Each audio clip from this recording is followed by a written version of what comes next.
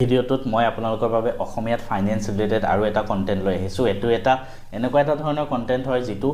বহুত মানুহে ইনভেস্টো কৰে আৰু সবেই জানিবও বিচাৰে। মিউচুৱেল ফাণ্ড কি হয়, একদম বেসিকৰ পৰা যোনে মিউচুৱেল ফাণ্ডৰ বিষয়ে একো নাজানে, একদম ষ্টুডেণ্টো হয় বা ডাঙৰ মানুহো হয়, যোনে নহওক, যোনে বেসিকটো নাজানে তেওঁলোকৰ কাৰণে ধুনীয়াকৈ ডিটেইলছত মই কথাখিনি আলোচনা কৰি ল'ম। ঠিক আছে, এই ভিডিঅ'টো প্ৰত্যেকেই চাব পাৰিব, আপোনালোকৰ বাবে লাভদায়ক হ'ব। আৰু সবেই মিউচুৱেল ফাণ্ডৰ বিষয়ে জনাটো দৰকাৰী, ইনভেষ্ট কৰক নকৰক সবেই জনাটো দৰকাৰী। সেইটো কাৰণে মই এই ভিডিঅ'টো প্ৰস্তুত কৰি আছোঁ।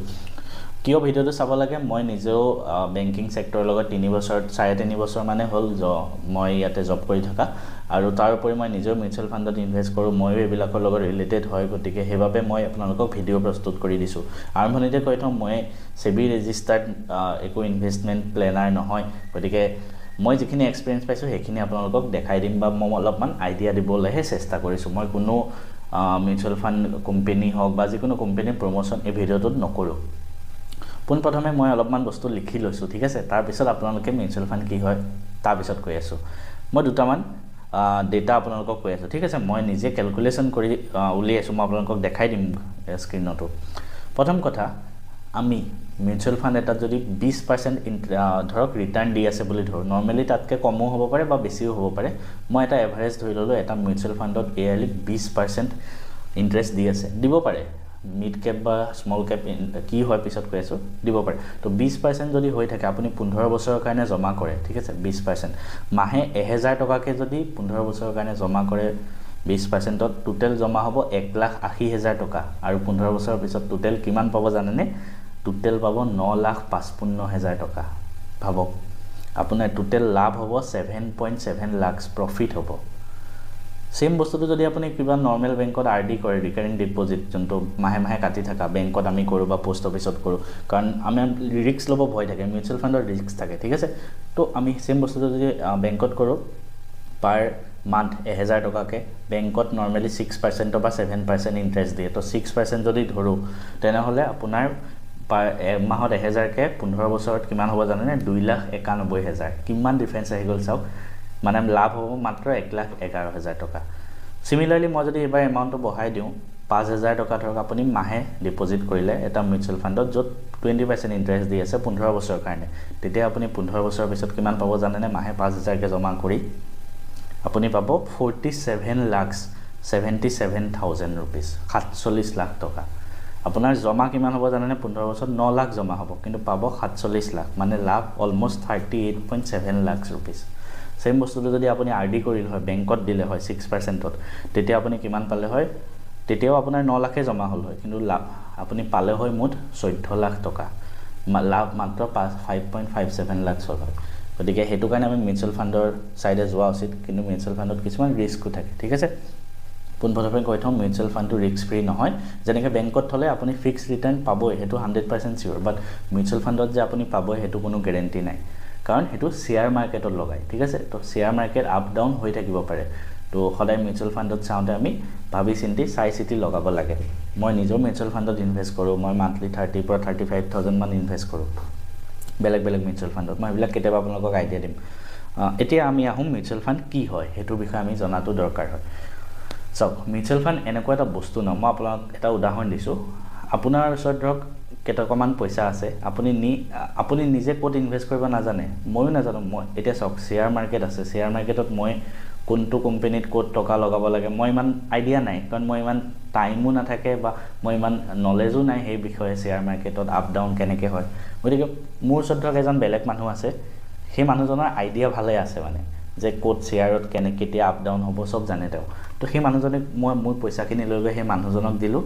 তেওঁ কি কৰিলে, বেলেগ বেলেগ কোম্পানীত শ্বেয়াৰত মোৰ পইচাখিনি লগাই দিলে। তাৰ বদলি তেওঁ কি ল'ব? ফ্ৰীতেতো লগাই নিদিয়ে, তাৰ বদলি কিছুমান কমিশ্যন ল'ব। তো সেই মানুহজনে যে লগাই দিলে, সেই তেনেকুৱা ধৰণৰ মানুহবিলাক গ্ৰুপ হৈ পেলাই এটা এছেট মেনেজমেণ্ট কোম্পানী খোলে, AMC, এছেট মেনেজমেণ্ট কোম্পানী, আৰু সেইবিলাককে আমি মিউচুৱেল ফাণ্ড বুলি কওঁ। ঠিক আছে, তো সহজ ভাষাত মিউচুৱেল ফাণ্ড এনেকুৱা এটা কিছুমান মানুহৰ গ্ৰুপ হয়, যোনে আমাৰ পৰা পইচা লৈ পাৰ মান্থ ল'ব পাৰে বা একেবাৰতো ল'ব পাৰে, আৰু সেই পইচাখিনি লৈ গৈ তেওঁলোকে শ্বেয়াৰ মাৰ্কেটত ইনভেষ্ট কৰে, আৰু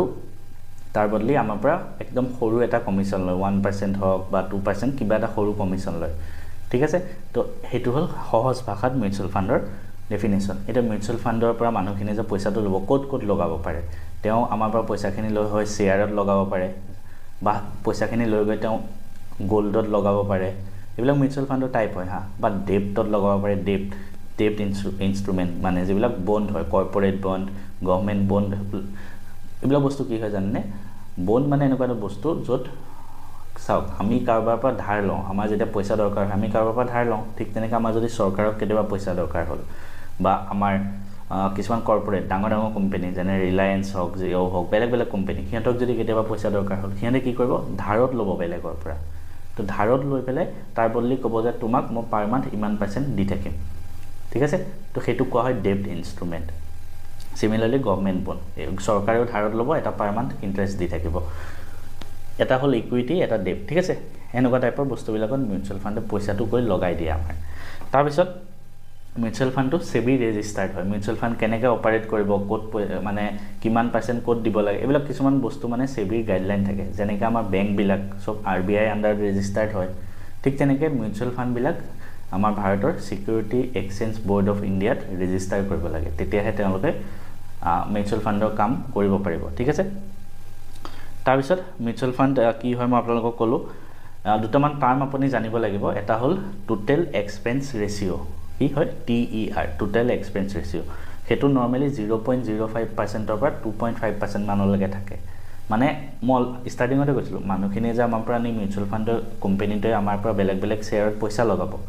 তাৰ বদলি কিবা এটাতো সিহঁতক লাগিব তো এনেই কৰি নাথাকে সেইটো কোৱা হয় টোটেল এক্সপেন্স ৰেচিঅ' যে মিউচুৱেল ফাণ্ডত নৰ্মেলি লগালে য'ত TERটো কম থাকে সেইটোত মই বেছিকৈ লগাওঁ মানে আৰু বাকী ফেক্টৰো চাব লাগে গতিকে TER নৰ্মেলি সিমান % থাকে আৰু এটা আছে এক্সিট লোড মানে কি জানেনে নৰ্মেলি মিউচুৱেল ফাণ্ডবিলাকে আপোনাক মানে অকণমান দিনৰ কাৰণে ধৰি ৰাখিব বিচাৰে ধৰক কিছু বেছিভাগতে এনেকুৱা আপুনি 1 বছৰৰ আগত যদি যিটো পইচা ইনভেষ্ট কৰিছে উলিয়াই লৈ আহে 1% 2% এটা চাৰ্জ কাটি লয় তাতকৈ বেছি দীঘলীয়া কৰিব বিচাৰে আপুনি যাতে তেওঁলোকৰ তাত বেছি দীঘলীয়া ইনভেষ্টমেণ্ট কৰক সেইটো কাৰণে তেওঁলোকে এইটো কাম কৰে ঠিক আছে তো এই দুটামান টাৰ্ম আপোনালোকক কৈ দিলোঁ এতিয়া মিউচুৱেল ফাণ্ডৰ কেইটামান টাইপ আছে আমি সেই টাইপবিলাক জানো আহকচোন পোনপ্ৰথমে মিউচুৱেল ফাণ্ডৰ যোনকেইটা টাইপ মই আপোনালোকক কৈ আছোঁ এটালৈকে হা এটা হ'ল ইকুইটি মিউচুৱেল ফাণ্ড ইকুইটি মানে হ'ল সহজ ভাষাত শ্বেয়াৰ আমি যে বেলেগ কোম্পানীৰ শ্বেয়াৰ কিনো ঠিক আছে তো কোম্পানীৰ আমি শ্বেয়াৰ কিনিলোঁ তো সেই মিউচুৱেল ফাণ্ডবিলাকে কি কৰে এনেকুৱা ধৰণৰ মিউচুৱেল ফাণ্ডত যদি আপুনি পাৰ মান্থ পইচা লগায় বা এতিয়া চাওক মিউচুৱেল ফাণ্ড যে হয় তাতে আপুনি পাৰ মান্থটো পইচা লগাব পাৰে যিটোক SIP বুলি কোৱা হয় আপুনি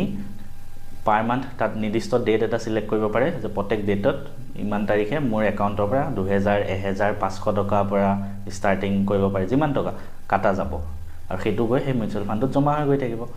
সিমিলাৰলি আপোনাৰ ওচৰত ধৰক আজি 5 লাখ টকা আহি গ'ল বা 1 লাখ টকা আহি গ'ল আপুনি এটা এমাউণ্ট মিউচুৱেল ফাণ্ডত লগাই দিব বিচাৰে সেইটো একেবাৰতো লগাই দিব পাৰে ঠিক আছে সেইটো হ'ল ওৱান টাইম ইনভেষ্টমেণ্ট ঠিক আছে এতিয়া ইকুইটি মিউচুৱেল ফাণ্ড যোনবিলাক হয় সিহঁতে কি কৰে জানেনে বেলেগ কোম্পানীৰ শ্বেয়াৰত ইনভেষ্ট কৰে ধৰক ৰিলায়েন্স হ'ল বা SBI হ'ল PNB হ'ল বাজাজ ফাইনেন্স যিকোনো কোম্পানীত সিহঁতে শ্বেয়াৰত ইনভেষ্ট কৰে ঠিক আছে সেইবিলাকক কোৱা হয় ইকুইটি মিউচুৱেল ফাণ্ড আৰু এই ইকুইটি মিউচুৱেল ফাণ্ডৰ তিনিটা টাইপ আছে মনত ৰাখিব এটা হ'ল লাৰ্জ কেপ এটা হ'ল স্মল কেপ এটা হ'ল মিড কেপ তো পোনপ্ৰথমে মই যদি কওঁ লাৰ্জ কেপ কি হয় লাৰ্জ কেপ মিউচুৱেল ফাণ্ড এনেকুৱা হয় যোনবিলাক মিউচুৱেল ফাণ্ডে আপোনাৰ পৰা পইচাটো লৈ ভাৰতৰ টপ 100টা কোম্পানীত সিহঁতে আমাৰ পইচাটো লগায় ঠিক আছে বেকগ্ৰাউণ্ডত নইজ হৈ থাকিব পাৰে মই যোনটো ঘৰত থাকোঁ মানে তাত এটা কুকুৰ দুটামান আছে বেয়া ভুকি থাকে চ' এই লাৰ্জ কেপ কেইটাই তাত গৈ আমাৰ পইচাটো লগাই দিয়ে টপ 100 কোম্পানীত সিহঁতে লগাব বিচাৰে লগায় মানে ঠিক আছে এইটো এজ পাৰ সেবি গাইডলাইন টপ 100 কোম্পানীত যোনে লগায় সেইবিলাক হ'ল লাৰ্জ কেপ যেনেকৈ টপত আমাৰ ৰিলায়েন্স তাৰপিছত ইনফোচিছ TCS এইবিলাক টপ 100 কোম্পানী SBI এইবিলাকত লগায় তাৰপিছত আহে মিড কেপ কোম্পানীবিলাক মিড কেপ মানে এনেকুৱা হ'ল যিবিলাক কোম্পানী প্ৰথম 100টাত লগোৱাবিলাকতো লাৰ্জ কেপ হয় তাৰ পিছৰ 150টা মানে 101 নম্বৰৰ পৰা 250 নম্বৰ কোম্পানীলৈকে আমাৰ ভাৰতৰ ডাঙৰ পিছৰ 150টাত লগালে সেইবিলাকক mid cap company mid cap mutual fund বুলি কোৱা হয় তাৰপিছত আহে স্মল কেপ মানে 250 টপ 250তকৈ তলৰ যিবিলাক সৰু কোম্পানী আছে সেইবিলাকক লগোৱাক স্মল কেপ মিউচুৱেল ফাণ্ড বুলি কোৱা হয় এতিয়া চাওক ক'ত বেছি পইচা পায় ঠিক আছে আপুনি লাইফত যিমান ৰিস্ক ল'ব সিমান বেছি পইচা পাব এতিয়া ধৰক লাৰ্জ কেপ কোম্পানীকেইটা ৰিলায়েন্স হওক TCS ইনফোচিছ এইবিলাক সদায় আমাৰ ভাৰতত এইবিলাক কেতিয়াও ডুবি নাযায় কিন্তু এইবিলাক লাহে লাহে উঠি থাকে একেবাৰতে আজি বোলে ৰিলায়েন্স ইমানত আছে একেবাৰতে ওপৰত গুচি নাযায় এইবিলাক এটা লেভেলত গুচি গ'ল এতিয়া লাহে লাহে গ্ৰ' কৰি থাকিব গতিকে তাৰ ফলত কি হ'ব তাত যোনে পইচা লগায় লাৰ্জ কেপত আপোনাৰ ৰিস্ক কম থাকে কাৰণ সেইবিলাক কেতিয়াও ডুবি নাযায় কিন্তু সেইটো হিচাপত পইচাটো লাহে লাহে উঠি থাকে আজি ধৰক 100 টকা আছে আজিৰ পৰা 1 বছৰ পিছত হয়তো 110 হ'ব পাৰে সেই পাৰ্টিকুলাৰ ভেলুটো গতিকে লাহে লাহে গ্ৰ' হ'ব সেইটোত ৰিস্কো কম ৰিটাৰ্ণো কম হ'ব তাৰপিছত আহে মিড কেপ মানে মাজত তাত লাৰ্জ কেপতকৈ অকণমান ৰিস্ক বেছি হ'ব কাৰণ তাতকৈ তলৰ কোম্পানী হয় আৰু তাত ৰিটাৰ্ণো বেছি পাব কাৰণ কি জানেনে ৰিটাৰ্ণ বেছি পোৱাৰ চান্স বেছি থাকে কাৰণ আজি তাত ইমান লেভেলত আছে কাইলৈ ঘপককৈ ওপৰত গুচি যাব ঠিক আছে সিমিলাৰলি একদম লাষ্টত যোনটো থাকে স্মল কেপ মানে একদম সৰু সৰু কোম্পানী নতুনকৈ আহিছে ষ্টাৰ্টআপ হয় সিহঁতত পইচা লগাই দিব আপুনি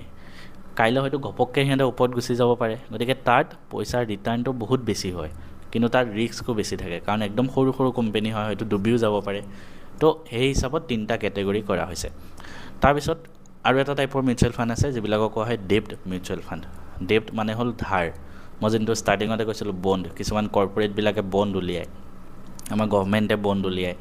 বা তেনেকুৱা ধৰণৰ যিবিলাক বণ্ডত মিউচুৱেল ফাণ্ডে সেই বণ্ডবিলাকত ইনভেষ্ট কৰে তাত এটা লাভ আছে তাত ৰিস্ক একেবাৰে কম ইকুইটি মিউচুৱেল ফাণ্ডতকৈও ইয়াত আৰু ৰিস্ক কম কাৰণ ইয়াত এটা মিনিমাম পাৰ্চেণ্টেজ অফ এমাউণ্ট আপোনাক পাৰ মান্থ দি থাকিব আৰু ইয়াত যিহেতু ৰিস্ক আৰু কম গতিকে ইয়াত ৰিটাৰ্ণো আৰু কম পাব ঠিক আছে তো সেইটো কাৰণে এইটোত ৰিস্ক কম বহুত কিন্তু ৰিটাৰ্ণো বহুত কম পাব কোনোবাই যদি একদম ছেফ ছাইডত থাকিব বিচাৰে তেনেহ'লে সেইটো ল'ব পাৰে কিন্তু ৰিটাৰ্ণ কম আহে আৰু লাষ্টত আছে হাইব্ৰিড মিউচুৱেল ফাণ্ড হ'ল যোনে ইকুইটিটো ইনভেষ্ট কৰিব শ্বেয়াৰতো আৰু ডেপ্টতো ইনভেষ্ট কৰিব সেইবিলাকক কোৱা হয় হাইব্ৰিড মিউচুৱেল ফাণ্ড এই 3টা টাইপ আৰু কিছুমান মিউচুৱেল ফাণ্ড এনেকুৱা আছে যোনবিলাক ELSS বুলি কোৱা হয় tax saving mutual fund ELSS মানে হ'ল ইকুইটি লিংকড ছেভিং স্কিম যোনটো হ'ল মানে কি জানেনে আপোনাৰ কিছুমান মিউচুৱেল ফাণ্ডত জমা কৰিলে 3 বছৰৰ কাৰণে মিনিমাম 3 বছৰৰ কাৰণে এমাউণ্টটো লক ইন হৈ যায় মানে 3 বছৰৰ কাৰণে আপুনি পইচাটো উলিয়াব নোৱাৰে তাৰ পৰা কিন্তু তাৰ ফলত কিছুমান আপোনাৰ লাভ হয় কি লাভ হয় জানেনে যিবিলাক অল্ড টেক্স ৰিজিম আছিলে তাত 80C ডিডাকশ্যন কিছুমান আছিলে মানে ঠিক আছে তো যিসকল টেক্সত পৰে তেওঁলোকে জানিব বছৰত আপ টু 1.5 লাখ টকালৈকে মানে আপুনি টেক্স ডিডাকশ্যন পাব পাৰে যদি আপুনি পইচাটো ইয়াত ইনভেষ্ট কৰে ঠিক আছে তো সেইটো টেক্সৰ কেলকুলেশ্যন বেলেগ হয় আৰু খালি এটা মনত ৰাখিব যে কোনোবাই যদি 80C আণ্ডাৰত ডিডাকশ্যন ক্লেইম কৰিব বিচাৰে তেনেহ'লে ELSS ইউজ কৰিব পাৰে মোৰো আছে ELSS মই আগতে অল্ড টেক্স ৰিজিমত আছিলোঁ বৰ্তমান সময়ত মই নিউ টেক্সত ক্লেইম কৰোঁ ইমান বেছি মানে জঞ্জটত ফচি নাথাকোঁ আৰু তো এইখিনি হৈ গ'ল আপোনালোকক মই ডিটেইলছ অলপমান দি দিলোঁ কেনেকুৱা পালে মোক কমেণ্ট কৰিব এনেকুৱা ভিডিঅ' আৰু লাগে যদি কমেণ্ট কৰিব মই বনাই দিম